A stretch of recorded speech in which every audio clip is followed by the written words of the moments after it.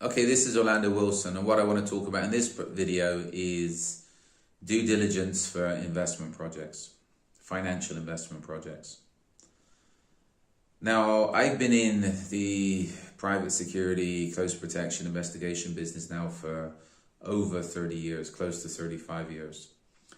And I've seen some very weird and wonderful things. And I've seen quite a few people that's lost literally millions of dollars, millions of pounds due to not doing the basic due diligence on people they were dealing with and investments that they put money into, which tended to disappear. You need to be doing due diligence for any business project. You need to be doing due diligence on the people you're dealing with and any projects to ensure that the projects are real, ensure the people are real, ensure the projects are real, ensure everything is real. A lot of people don't. And I think the reason a lot of people don't bother with due diligence is because the scammers win over their confidence. And people, generally being nice people, don't believe that they're going to get scammed. They don't see that they're going to get scammed.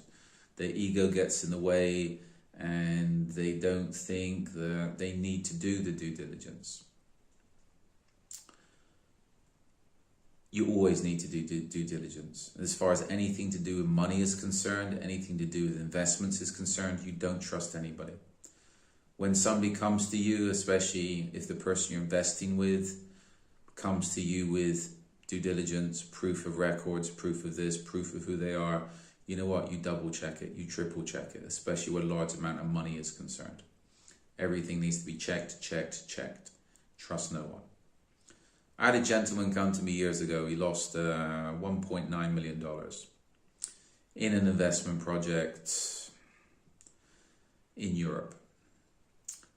He went and put a lot of money, $1.9 million, with a gentleman to invest for him in various projects, and the money disappeared. That's it.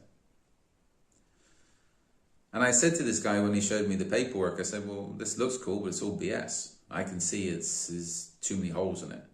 I said to him, where did you meet this guy, the person he invested with? A recommendation. Okay. Did you physically meet him? Yes. The person that came to me flew to the country to meet the scammer. And it's funny because the scammer had all this planned out from the beginning. Took the victim, we'll call him a victim, took him out to dinner, took him out to nightclubs, took him to a hotel, and the scammer told this guy, this is my hotel, took him to a couple of apartment buildings, these are my apartment buildings. But this guy had paid off the concierge at the apartment buildings and staff at the hotel to tell the victim that, yes, this is that the scammer owned the hotels. Back in the day, it might have cost him like $100 total, a couple of $100 total to pay everybody off to say, yeah, he's the big boss. He was nobody. He was a scammer, and he had a back history of scamming.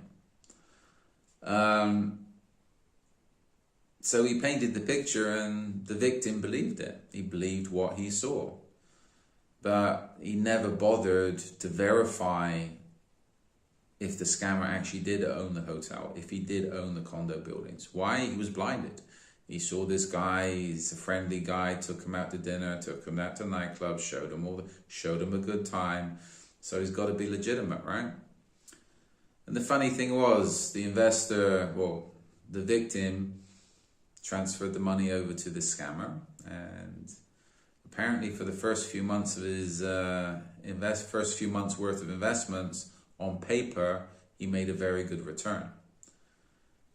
4 or 5 months in, all of a sudden, he owed the scammer about $60,000 to $70,000 because everything went bad.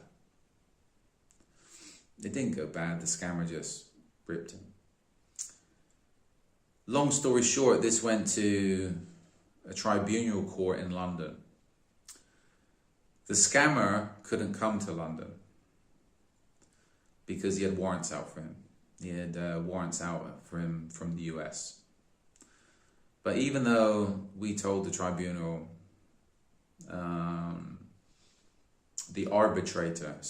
even though we told, it went to arbitration court in London, Even though we told the arbitrator that, look, this guy's a scammer, he's got warrants out for him, he can't turn up, etc.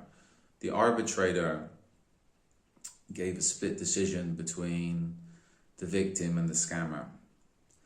Because the victim was like, F you, I'm not paying you any money to go to arbitration. Whereas the scammer put up the money for the arbitration court in London, even though he couldn't come to London because he had warrants. Because my client said, well, wasn't to some extent, my client said, F you, I'm not paying you any money to the arbitrator, gave a split decision. Now the scammer in his country had something from an arbitration court saying he didn't owe the victim a penny. So you can see a lot of these scammers are very, very professional. This scammer had a financial background, an extensive financial background. It was a very professional scammer, top. A scammer will put a lot of work into making a couple of $1 million, the same as anybody would if they're looking to put in a proposal for a business project for a couple of $1 million. People do their homework. So you have to be very, very careful these days, especially if you're doing any large investments with individuals or companies. You got to ensure one thing, that in their jurisdictions, if things go bad, you can actually get the money back, or they can be held accountable. So, as I said, over the years, I've seen a lot of people, you lose a lot of money due to not doing due diligence, or not doing sufficient due diligence. Just meeting somebody and they appear to be a nice guy, a nice girl, shaking their hands and going out to dinner with them and talking some BS, it doesn't mean they're trustworthy. You double, triple check everything. You check out who they are 100%. You check out any investment projects 100%, and you ensure that the people you're investing with are legitimate and they're not scammers. So that's a little story.